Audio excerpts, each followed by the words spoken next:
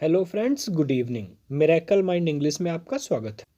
हम आज से शुरू कर रहे हैं अपना नया सेशन जिसका नाम है 10 का डोज मिलेगा रोज। इसमें हम आपको 10 वोकैब रेगुलर कराएंगे, जिसमें वो वोकैब, उसकी कैटेगरी, उसका इंग्लिश मीनिंग, उसके सिनोनियम और उसका यूज किस तरीके से है, सारा आपको सिखाया जाएगा। एक्चुअली वोकेबलरी इंग्लिश सीखने के लिए बहुत इंपॉर्टेंट होती है, क्योंकि जितनी स्ट्रांग आपकी वोकेबलरी होगी उतनी अच्छी आप इंग्लिश बोल सकते हो।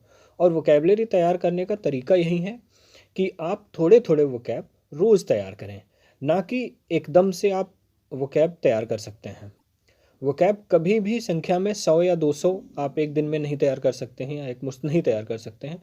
बट अगर वोकैब को 10-10 करके 10 आपने एक दिन में याद किया, फिर 10 अगले दिन याद किया, 10 अगले दिन याद किया, इस तरीके से अगर आप सीरीज़ में उसको याद करते हैं तो आपके लिए बहुत आसान हो जाता है।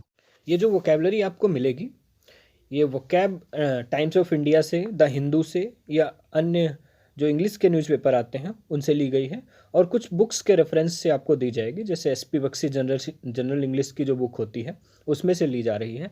तो ये वोकैब आपके लिए बहुत ही इंपॉर्टेंट होने वाली है, चाहे वो आप इंग्लिश बोलना सीखना चाह रहे हों या आप किसी भी कॉम्पिटिटिव एग्ज़ाम की तैयारी करने जा रहे हैं। तो ये आपके लिए सेशन बहुत ज़रूरी है। तो आज हमने इतना रेफरेंस इसका दिया है, मैं रोज़ इसका रेफरेंस नहीं दूंगा। तो फिलहाल डेली मैं सेशन पे डायरेक्ट पहुंचा करूंगा।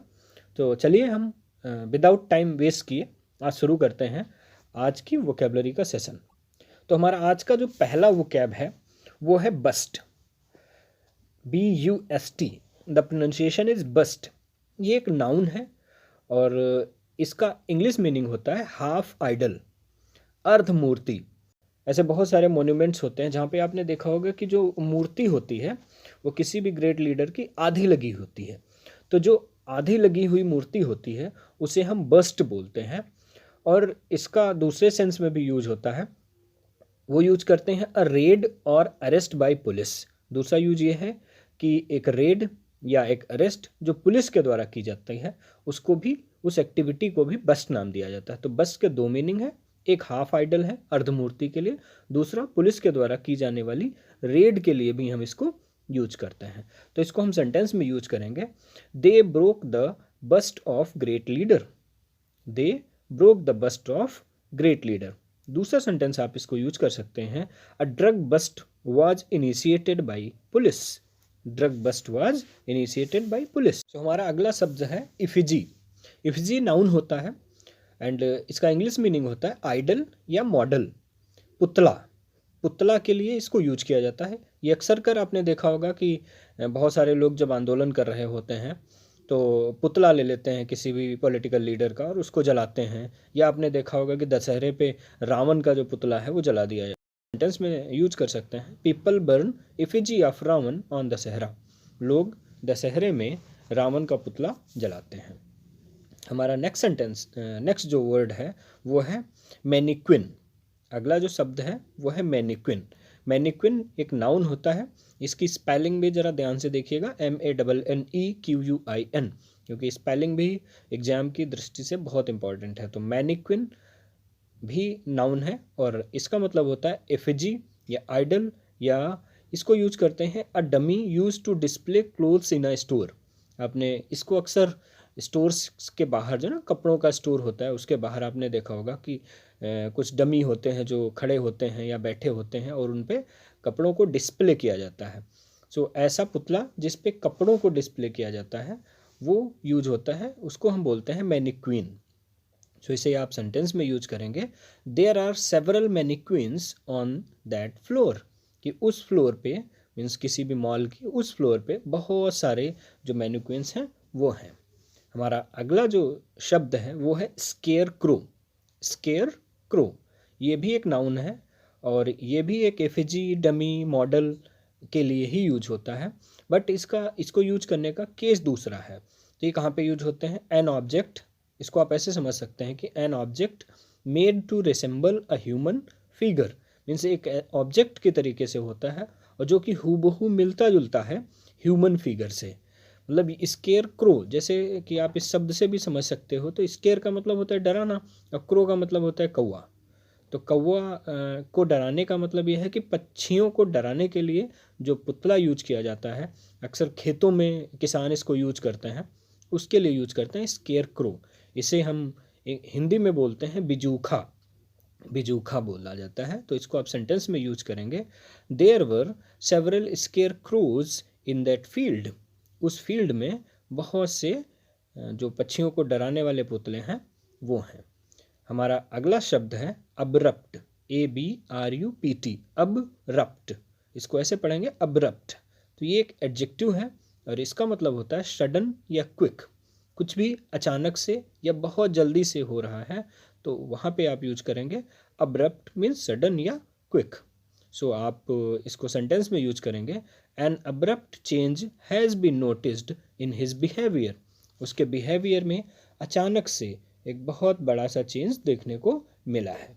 हमारा अगला जो शब्द है वो है एडहेयर, ADHERE, एडहेयर। एडहेयर जो है वो वर्ब होता है और इसका मतलब होता है स्टिक या क्लिंग, चिपकना, या दूसरे केस में इसको यूज करते हैं अनुसरण करना, टू फॉलो समबडी, और वेरी क्लोजली, बहुत पास में चलने के लिए भी इसको यूज किया जाता है। Children always adhere their elders. जो बच्चे होते हैं वो अपने बड़ों से, बहुत बड़ों को अनुसरण करते हैं या बड़ों से चिपके रहते हैं। सो हमारा अगला वर्ड है एडमोनिस। एडमोनिस वर्ब होता है, इसका मतलब होता है डैम या वार्न या शाउट एट, धिक्कारना, चेताना या किसी पे चिल्लाना। ये चेतावनी देने के केस में यूज होता है ज़्यादातर। किसी को जब कोई गलत काम कर रहा है या करने जा रहा है या किया है और आप उसको वार्न करना चाह रहे हैं तो उस केस में आपको यूज करना होगा एक वर्ड जो है एडमोनिस। ये वर्ब है और अगर इसका नाउन आप बनाएंगे तो एडमोनिस का नाउन बन जाता है एडमोनिशन, ADMONITION। एडमोनिशन होता है चेतावनी। तो अगर हम एडमोनिस को यूज करते हैं तो आप कर सकते हो, political parties admonish one another before elections. ये जो पॉलिटिकल पार्टी हैं वो एक दूसरे को चुनाव से पहले धिक्कारने का काम करती हैं। सो अगर हम अगले वर्ड की तरफ बढ़ें तो हमारा जो अगला वर्ड है वो है अलाक्रिटी, ALACRITY। अलाक्रिटी जो है वो नाउन है, इसका मतलब होता है ईगरनेस या जील, तत्परता, उत्साह, उल्लास के लिए आप यूज करते हैं अलाक्रिटी। तो आप इसे सेंटेंस में यूज करेंगे, his alacrity for the work impressed our boss. उसका जो काम करने के लिए तत्परता है उसने बॉस को इम्प्रेस किया। जो हम आगे बढ़ते हैं और हमारे अगले शब्द की तरफ बढ़ते हैं और हमारा अगला शब्द है एलिविएट। यह एक वर्ब होता है और एलिविएट का मतलब होता है रिलीव, कम करना, हल्का कर देना। किसी के दुख को, दर्द को, परेशानी को जब हल्का करने का केस होता है तो यूज करते हैं एलिविएट। सो हम इसको सेंटेंस में समझ सकते हैं, this music will alleviate your sad mood. यह जो म्यूजिक है वो आपके सैड मूड को हल्का कर देगा, कम कर देगा। सो आगे बढ़ते हैं और हमारे लास्ट वर्ड की तरफ, आज के लास्ट वर्ड की तरफ बढ़ते हैं और हमारा आज का लास्ट वर्ड है अपैथी। अपैथी ये एक नाउन है, इसका मतलब होता है इनडिफरेंस, मीन्स उदासीनता। अपैथी का मतलब होता है कि पैथी का मतलब होता है फीलिंग और आ का मतलब होता है नहीं, जिसमें किसी भी तरीके की कोई फीलिंग ना हो, उदासीन हो, उसके लिए यूज करेंगे अपैथेटिक। और अगर इसको नाउन बनाएंगे तो वो हो जाएगा अपैथी। अपैथी मीन्स हो गया इनडिफरेंस या उदासीनता, मतलब ना तो किसी चीज़ को लेके पॉजिटिव व्यक्ति है और ना ही किसी चीज़ को लेकर के नेगेटिव है, मीन्स ना तो उसमें अच्छी फीलिंग है ना ही बुरी फीलिंग है, तो आप उसको यूज करोगे अपैथी। तो इसका अगर आप इससे पहले अगर हम आ को हटा के यहाँ पे पैथी से पहले हम सिम लगा दें तो ये शब्द बन जाता है सिम्पैथी। और सिम्पैथी का मतलब होता है सहानुभूति, अच्छी वाली अनुभूति किसी को लेकर के होती है सिम्पैथी। और दूसरा अगर इसका अपोजिट चले जाएं, हम इसके एंटोनियम की बात करें तो हो जाता है एंटीपैथी। एंटी लगाने से क्या हो जाता है विपरीत, और पैथी का मतलब फीलिंग, किसी को लेकर के द्वेष या घृणा की जो भावना होती है वो कहलाती है एंटीपैथी। तो जैसे सिंपैथी है, एंटीपैथी है, इनमें क्या है, आपने देखा कि सिंपैथी में अच्छी फीलिंग आ रही है किसी को लेके, एंटीपैथी में बुरी फीलिंग आ रही है, और अपैथी में जो है उसमें किसी भी तरीके की कोई फीलिंग नहीं आ रही है। अपैथी का मतलब हो गया इनडिफरेंस, उदासीनता। इसको आप सेंटेंस में यूज करेंगे। He showed apathy before the public. उसने लोगों के सामने अपैथी मीन्स उदासीनता दिखाई।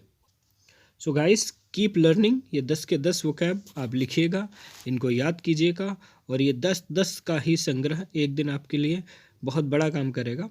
और ये जो वोकेबलरी है वो आपके लिए बहुत इम्पॉर्टेंट है। तो लास्ट तक वीडियो देखने के लिए थैंक यू वेरी मच, और हमारे साथ यूं ही बने रहिएगा मिरेकल माइंड इंग्लिश पे। Thank you.